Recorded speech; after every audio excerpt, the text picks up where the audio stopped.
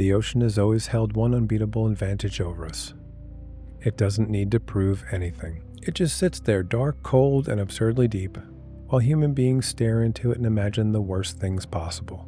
And honestly, fair enough. For thousands of years, nearly every culture that looked out across the open water ended up inventing something monstrous to live beneath it. Some of those creatures were warnings. Some were symbols. But all of them revealed the same thing. The deeper the water gets, the easier it is to believe something down there hates us personally. Chapter 1. Leviathan. In ancient Hebrew texts, Leviathan is described as a beast so powerful that only God can master it. It appears in the book of Job, Psalms, and Isaiah, each time linked to chaos, danger, and forces far beyond human control. In Job especially, the creature is described in vivid detail, with armor-like scales, terrifying strength, and such overwhelming presence that the message becomes very clear. You are not going to tame this thing. Some later readers connected Leviathan to real animals like crocodiles or whales. But the biblical version quickly becomes much bigger than biology. This is not just an animal. It's a symbol of the untamable, a reminder that some forces in the world exist far beyond human power. Over time, Leviathan became less of a literal monster and more of an image of chaos itself. Later Christian writers sometimes even treated it as a demonic figure, which is quite a jump from large aquatic problem to cosmic evil. But here we are. Chapter 2. The Hydra. If Leviathan represents chaos on a cosmic scale, the Hydra brings that fear down to a more personal level. The Hydra comes from ancient Greek mythology and lived in the swampy region of Lerna.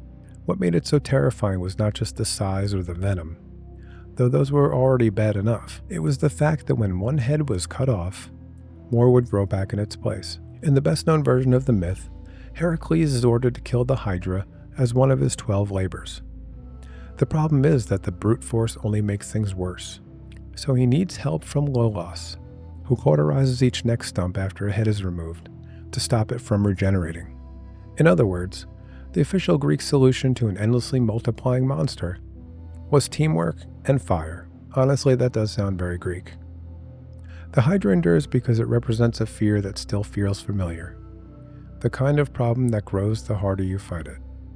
It is mythology's version of fixing one issue and somehow creating 3 more. Chapter 3. Jörmungandr. In Norse mythology, Jörmungandr, the Midgard serpent, is cast into the ocean by Odin, who fears what it might become. That fear turns out to be extremely justified. The serpent grows so large that it wraps itself around the entire world and holds its own tail in its mouth. That image alone is unsettling. This is not a monster living in the world. It's a monster enclosing it. According to legend, when Jormungandr finally releases its tail, Ragnarok begins. The sea churns, catastrophe follows, and the serpent rises to take its place in the destruction of everything. At Ragnarok, it fights Thor in one of mythology's great final battles. Thor kills it, but only manages to walk 9 steps before collapsing from its venom. 9 steps. The Norse apparently believed the apocalypse should come with exact mileage. What makes Jormungandr so disturbing is that it doesn't feel random. It's not just a beast hidden in the deep, it's part of destiny itself. Chapter 4. Ningen. Unlike the others on this list, the Ningen is not an ancient myth. It is a modern Japanese cryptid that seems to have spread through internet stories of the early 2000s. It is usually described as enormous, white, vaguely humanoid, and drifting through Antarctic waters with a smooth, almost featureless face. Some versions give it arms, some give it fins. Some make it look like a human, designed by something that had only heard rumors about humans. Stories linked to it allege sightings from research or whaling vessels, but no credible evidence has ever confirmed it. Most people who study it treat it as modern folklore rather than a genuine mystery animal. But that is what makes the Ningen interesting. It proves humanity didn't stop inventing sea monsters when science arrived. We just updated the delivery system. The Ningen sits in a strange place between old fear and modern media. It has the shape of ancient mythology, but the speed of the internet. Sea monsters used to spread by campfire? Now they spread by Wi-Fi. Chapter 5. The Kraken. And then there's the king of maritime panic. For centuries, Scandinavian sailors told stories about a creature so enormous it could be mistaken for an island. Ships would drift near what looked like solid land, only to realize too late that the ground beneath them was alive. That's the kind of revelation that rearranges a person internally. The Kraken was said to drag ships down beneath the sea with its massive arms and create whirlpools so powerful they pulled entire vessels under. The legend likely grew from real encounters with giant squid, animals so strange and rarely seen that for much of history they may have well been supernatural. If you saw enormous tentacles rising from black water before marine biology existed, you were not calling that an interesting specimen. You were inventing a nightmare. And that is why the Kraken lasts.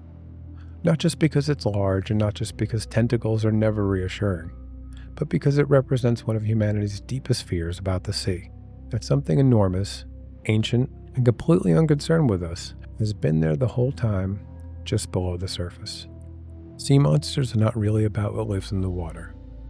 They're about what human beings feel when they face something too vast, too deep, and too unknown to control. That is why these legends survive. Because even now the ocean knows how to make us feel small.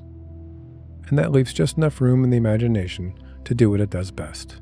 Create something awful in the dark and make us wonder if it's really there. If you enjoyed this deep dive into myths and monsters of the deep, let us know. And if you want more dark explainer videos on strange history, eerie legends, and the things humanity invents to explain its worst fears, subscribe and stick around. There's always something else lurking below the surface. Thanks for watching.